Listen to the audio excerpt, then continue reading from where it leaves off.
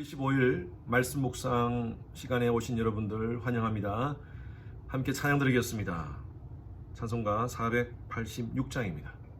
찬송가 486장입니다. 이 세상에 그 심된 일이 많고 참 평안을 몰랐구나.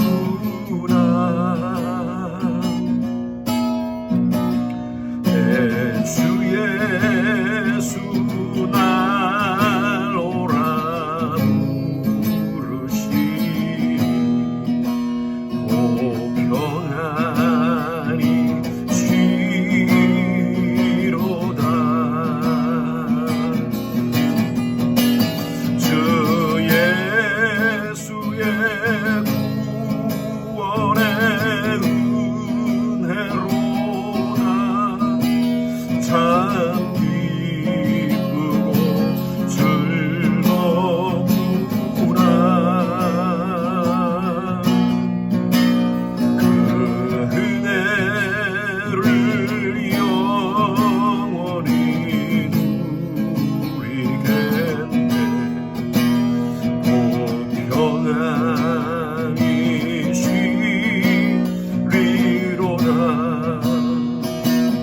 이 세상의 곤고한 이 세상의 곤고한 일이 많고 참 쉬는 날 없었구나.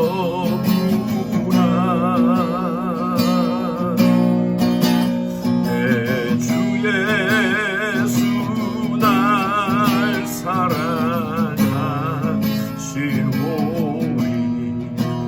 오 평안히 쉬리로다.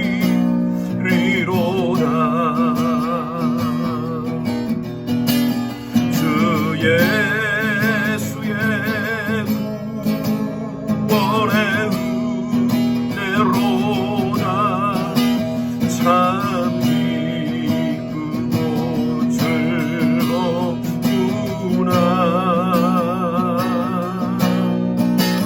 그 은혜를 영원히 누리겠네. 오 평안히 쉬리로다. 이 세상에 곤고한 죄악된 이 세상에 죄악된 일이 많고 참 죽을 일 쌓였구나.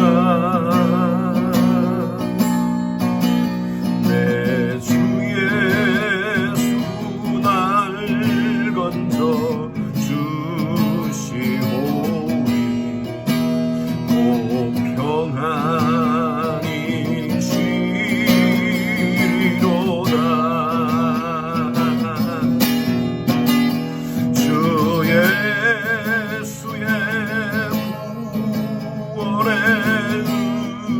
은혜로다. 참 기쁘고 즐겁구나. 그 은혜를 영원히 누리겠네. 오 평안히 쉬리로다. 그 은혜를 영원히 누리겠네.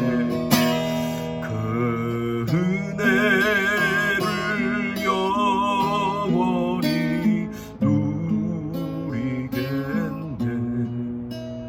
오 평안히 쉬리도다. 아멘. 오늘 묵상한 하나님 말씀입니다. 시편 129편 1절에서 5절까지 말씀 묵상하겠습니다. 시편은 시편해서 1편, 2편, 3편 장으로 얘기하지 않고 편으로 얘기합니다. 왜냐하면 시기 때문에 그렇습니다. 129편 1절에서 5절까지 말씀. 자, 1절부터 읽습니다. 이스라엘은 이제 말하기를 그들이 내가 어릴 때부터 여러 번 나를 괴롭혀도다. 그들이 내가 어릴 때부터 여러 번 나를 괴롭혔으나 나를 이기지 못하였도다. 밭 가는 자들이 내 등을 갈아 그 고랑을 길게 지었도다. 여호와께서 의로우사 악인들의 줄을 끊으셨도다. 무릇 시온을 미워하는 자들은 수치를 당하여 물러갈지어다. 시편은요 전체 150편으로 되어 있습니다. 많은 분들이 시편은 다윗이 다 쓴 것이다, 시편 150편 모두를 다윗이 쓴 것이다 라고 이렇게 생각하시는 분들이 있는데, 전체 150편 중에 74편만이 다윗이 쓴 것이고 나머지는 여러 많은 사람들에 의해서 쓴 시가 바로 이 시편으로 구성되어 있습니다. 다른 성경과 달리 이 시편에는요 각 편마다 표제가 기록된 것이 많습니다. 시편 전체의 150편 중에 116편이 표제. 무슨 말이냐면 이 시편의 제목이 달려져 있습니다. 오늘도 보면 성전으로 올라가는 노래라고 표제가 붙어 있습니다. 시편 120편부터 134편까지 14편이 동일하게 성전으로 올라가는 시라는 표제가 붙어 있습니다. 이 표제는요 시편의 저자가 누군가, 또 어떤 상황에서 기록되었는가, 또 이 시를 읽을 때 어떤 악기를 연주해야 될 것인가, 뭐 그런 내용들이 주로 이 표제에 기록되어 있습니다. 시편 전체의 주제는요 한마디로 표현하면, 한 단어로 표현하면 할렐루야입니다. 할렐루야라는 뜻은, 야라는 것은 여호와라는, 야훼라는 말에서 나온 말이고요. 할렐루라는 것은, 할랄이라는 것은 찬양하라, 높여라, 존중하라, 칭찬하라, 이런 의미입니다. 루는 명령용으로 쓰여졌습니다. 그래서 여호와를 찬양하라, 높여라. 시편 전체의 주제는 바로 이 할렐루야라고 한마디로 표현할 수가 있습니다. 시편을 보면요 모두가 하나님을 찬양하는 것이지만 그 내용의 주제는 다양합니다. 어떤 것은 고난 가운데, 슬픔 가운데, 눈물 가운데, 아픔 가운데 쓰여진 시들이 있고요. 어떤 것은 기쁨 가운데, 즐거움 가운데 그렇게 쓰여진 시들이 있습니다. 비록 고통과 아픔, 슬픔 가운데, 고난 가운데 쓰여진 시라도 이 시편은요 하나님을 찬양하는 것으로 성화시킨 것이 바로 이 시편입니다. 모든 시가 마찬가지지만 시편을 읽을 때는 여러분 입술로, 말로만 읽어서는 안 됩니다. 시편은요 가슴으로 읽어야 됩니다. 우리 보통 시를 읽을 때도 마찬가지죠. 시는 우리가 가슴으로 읽어야지 진짜 그 시를 기록한 사람의 그 의도와 그 마음과 감정을 우리가 읽을 수 있습니다. 마찬가지로 이 시편의 모든 내용들은요 우리가 가슴으로 읽어야 됩니다. 조금 더 깊이 말하면 영으로 읽어야 됩니다. 시편의 기자들이 슬픔과 고통과 아픔 가운데서, 즐거움과 기쁨 가운데서 쓴 그 시들은 그 시에 나오는 단어가 내포하고 있는 의미를 파악하고 가슴으로 읽어야지 이 시편은요 우리가 깊이 묵상할 수 있습니다. 다윗이 자신의 고통과 아픔을 표현할 때 이렇게 표현한 것이 있습니다. 시편에서 보면 내 눈물이 내 침상을 띄우나이다. 그 시를 우리가 이성적으로 본다면, 아니 도대체 그건 가능한가? 눈물이 도대체 얼마나 흘러야지 침상이 뜰 수 있는가? 이렇게 생각할 수 있지만 사실은요 우리가 가슴으로 그것을 읽어본다면, 다윗이 얼마나 고통스러우면 그렇게 아주 힘들다는 표현을 자신의 눈물로 침상을 띄웠다고 그렇게 표현할까, 이렇게 우리가 느껴지는 것입니다. 오늘 말씀만 보십시오. 1절 말씀 보시기 바랍니다. 이스라엘은 이제 말하기를 그들이 내가 어릴 때부터 여러 번 나를 괴롭혀도다. 자, 이 말씀은요 이스라엘에게 고통과 아픔의 시간들이 있었다는 것을 얘기합니다. 어릴 때부터라는 것은, 아까 제가 말씀드렸죠. 어릴 때부터라는 것은 아주 유아 시절부터 괴롭혔다, 이것이 아니라 오래전부터라고 이렇게 우리가 이해해야 됩니다. 오랫동안 이스라엘은 여러 많은 나라들에 의해서 침략을 당했습니다. 과거에는 애굽에 포로 생활을 했었고요. 아수르에 의해서 바벨론에 의해서 엄청난 많은 고통을 당하고 나서 쓴 시가 바로 이 시가 아닌가 봅니다. 2절 말씀 보십시오. 그들이 내가 어릴 때부터 여러 번 나를 괴롭혔으나 나를 이기지 못하여도다. 그렇게 수많은 고통과 아픔을 당했음에도 불구하고 그들이 이스라엘을 이기지 못했다는 것입니다. 3절 말씀 보시기 바랍니다. 바꾸는 자들이 내 등을 갈아 그 고랑을 길게 지었도다. 이 말씀은요, 그만큼 많은 고통과 아픔이 있음에도 불구하고 등에 고랑이 만들어질 정도의 그런 고난을 당했음에도 불구하고 그 다음 보십시오. 4절 말씀에 여호와께서는 의로우사, 여기 하나님의 의로우심을 강조합니다. 하나님이 함께 하셨다는 것입니다. 고통과 아픔 속에서, 눈물과 슬픔 속에서 여호와 하나님이 함께 해주셔서 결과적으로 악인의 줄을 끊었다라고 말씀하고 있습니다. 하나님의 백성들은 끝을 봐야 됩니다. 고통과 아픔의 현장, 그 상황을 보는 것이 아니라 그 상황 속에서 마지막이 어떻게 될 것인가를 봐야 됩니다.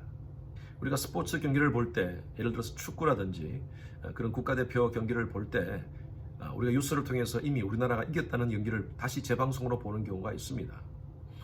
재방송을 볼 때 마음이 조마조마하지 않습니다. 왜? 이미 이긴 게임이기 때문에 그렇습니다. 우리 그리스도인의 삶도 마찬가지입니다. 우리는요, 이 땅 가운데 살면서 전능하신 하나님이 책임지는 삶을 살고 있습니다. 고난과 아픔을 당할 때가 있습니다. 눈물과 슬픔 가운데 처할 때가 있습니다. 사방팔방 다 막혀서 정말 답답할 때가 있습니다. 그 상황은요, 힘든 건 힘든 겁니다.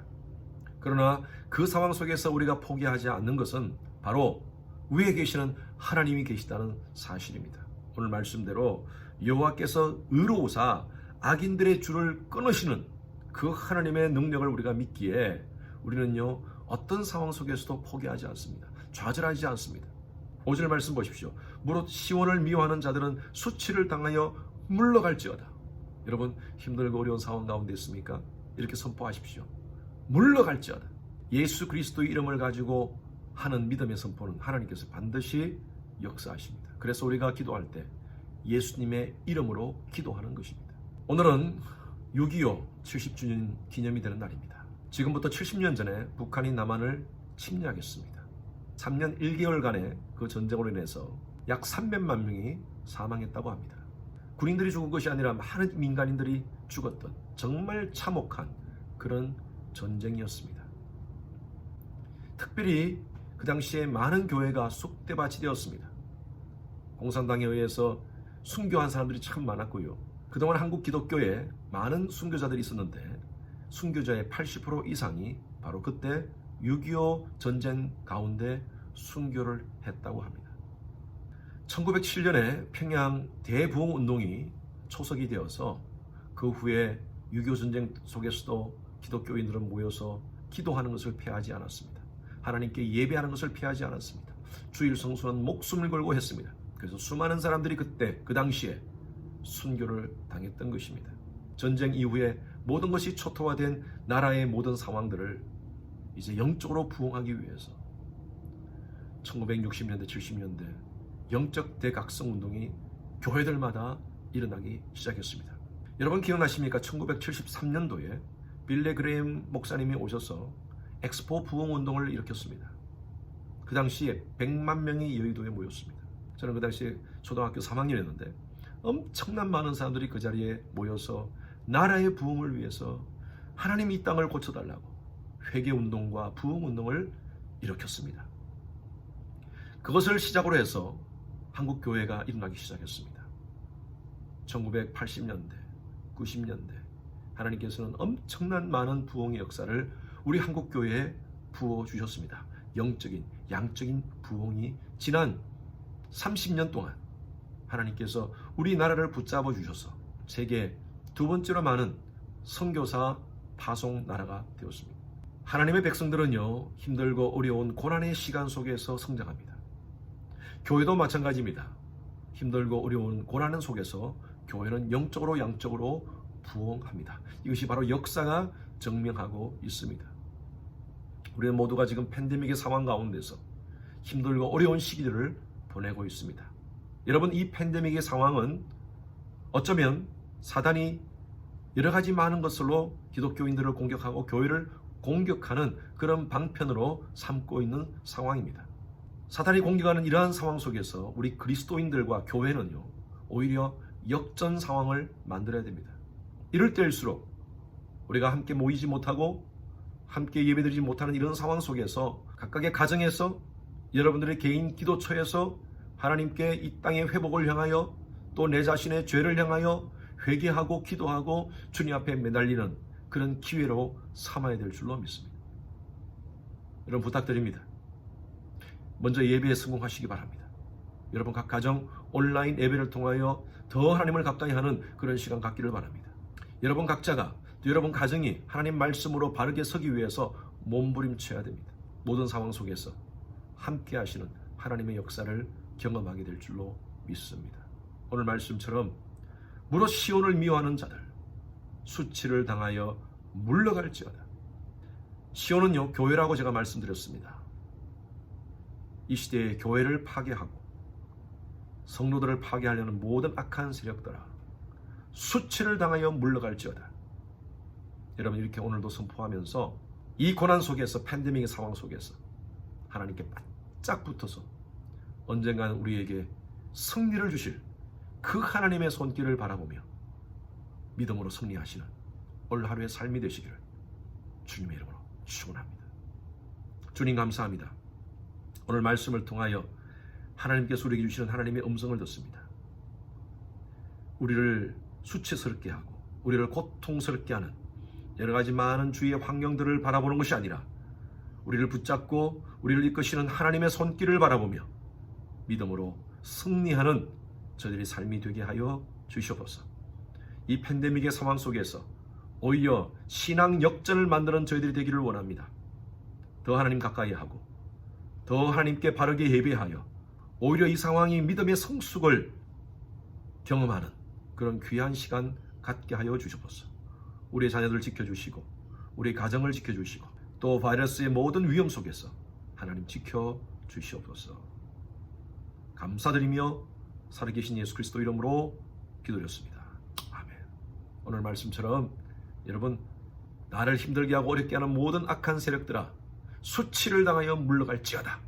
믿음으로 선포하면서 오늘 하루 승리하시는 여러분 되시기를 주님의 이름으로 축원합니다. 축복합니다.